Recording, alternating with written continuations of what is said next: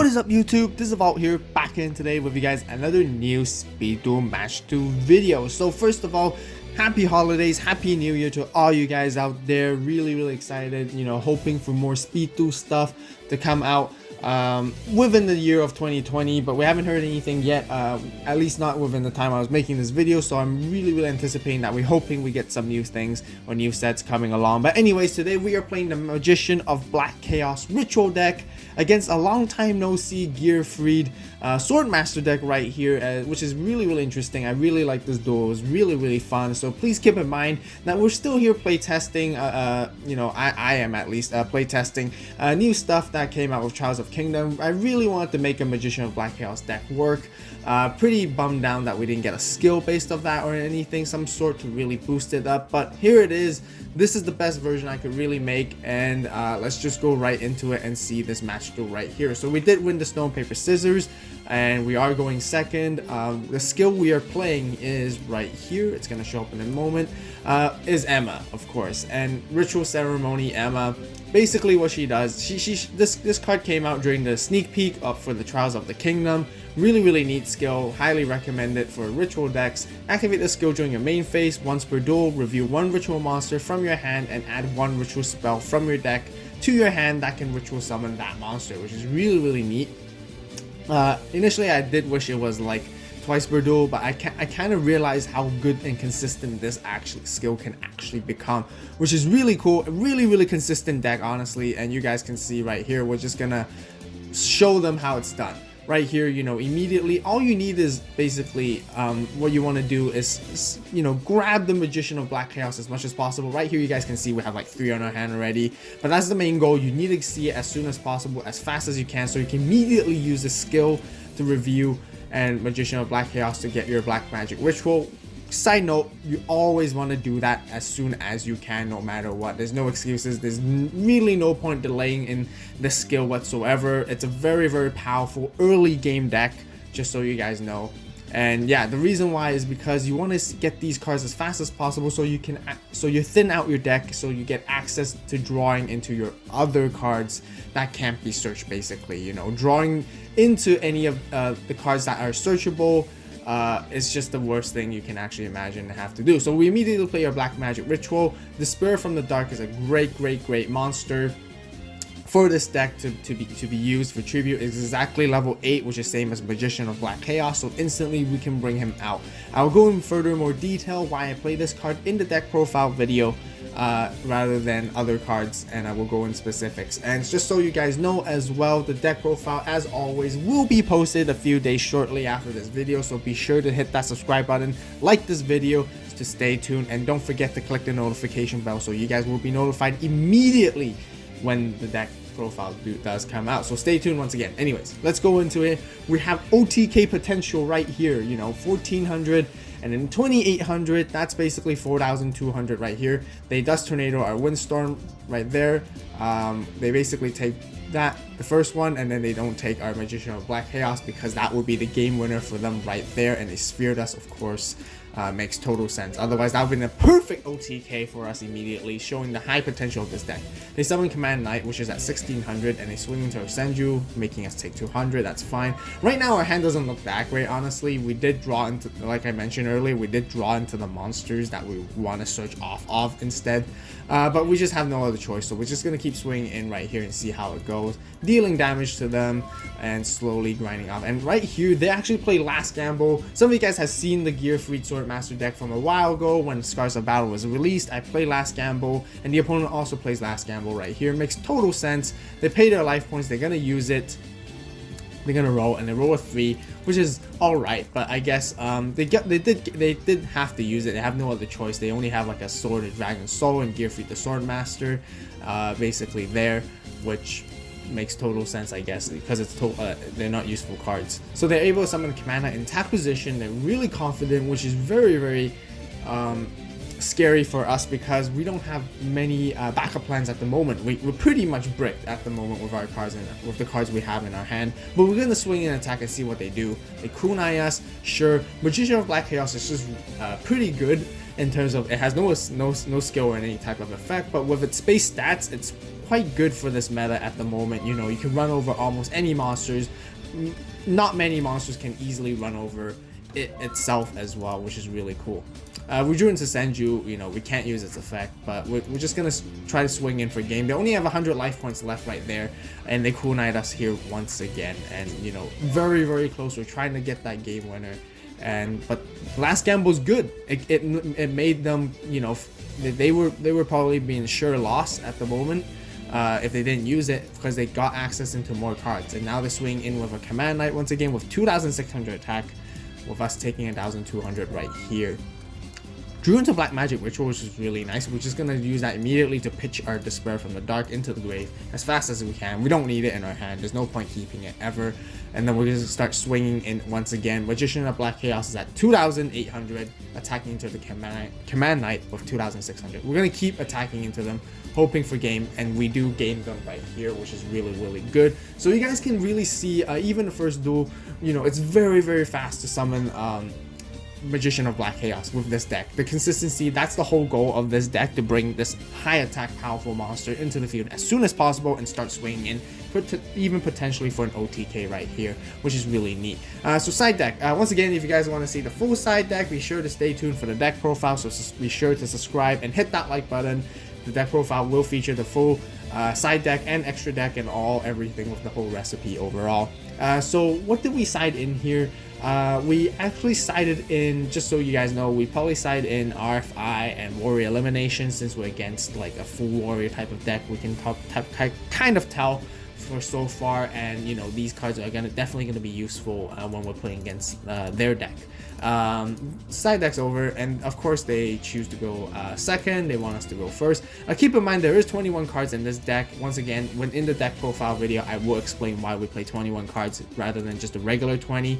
But anyways, let's go straight into it. First turn, we're just gonna use Emma right away once again, because we have Magician of Black Chaos. We just want to see this ritual as soon as possible in our hand. Right now we can't summon it, which kind of sucks, so we can only set our Jin. Jin is also a really good card to play, especially in this current meta. It basically stops your opponent from floodgating you, kunaiing you, or windstorming you, which is absolutely insane. Really good to have. But you know, we just have to set into defense, letting them swing into it. Sure, why not? Because we can use it to banish it from the graveyard as a material, for a requirement for the tribute, which is really neat as well. Drew into Floodgate. We're not drawing so well so far, and then the Dust Tornado, our RFI right here, sure, and they're gonna start swinging in. Just before they go into the battle phase, they went too quickly. We Floodgate their Gearfried. We don't want them to attack. We don't want to take that damage either, so we'll take that 1,600 right here, and they pass. Oh, drew into another Black Magic Ritual. That is not good. It is the 5th turn countdown for the last gamble, so they do flip it over the moment during our standby phase, I guess, or as soon as we drew, just so you guys know. But yeah, it's not a good card. We're set there as a bluff, making them think that we have another card or something like that, and they keep swinging in with Command Knight right here, which is not the greatest and not what we want. Now we got into our Senju, so we can start playing once again. So we got Senju, and we're gonna search for Magician of Black Chaos, of course. We want to get those cards right here. You know, they're usually the main goal is we want to use Black Magic Ritual with Despair from the Dark, but in situations like these, you just have no other choice. You just have to pitch away one of your Magician of Black Chaos in order to summon the other one out in these situations, because if you don't, you're mostly screwed. We got good back row, and at the same time, we also banished Jin for one of the requirements. So it's important to keep note of. You can basically tribute the levels that are equal to 8 or more. So as long as you let your opponent know that you chose Jin along with the Magician of Black Chaos, that is totally fine. So right now our Magician of Black Chaos is unaffected by traps, which is really cool. So we can swing into their monsters and attack. So we have to swing into the Gearfried first, and then we have to pass a turn here. Double Command Knight, which really sucks. So immediately we're gonna flip up that Floodgate. We don't want them to lock us down, so we stop the lock.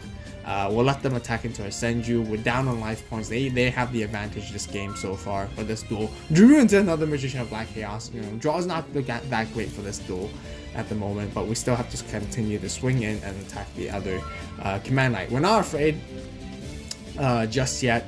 Until now, they use their last gamble, which they pay 3,900 life points. They really want to game win it here. I feel like they have the tools that they needed, and they rolled a 6. What I mentioned this many times, last gamble was absolutely insane good card. It's very underrated, very underplayed, but when you do play it and it works like this, it's just absolutely amazing. There's like nothing. Just watch. He summons his Gearfried.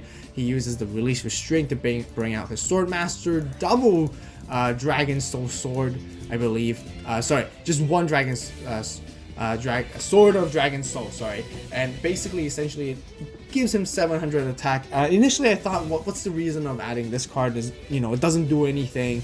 You know, it really only gives 700. We're not playing dragons either in our deck, so I don't understand why they added. But now I realized and thought about it. I realized why they did that.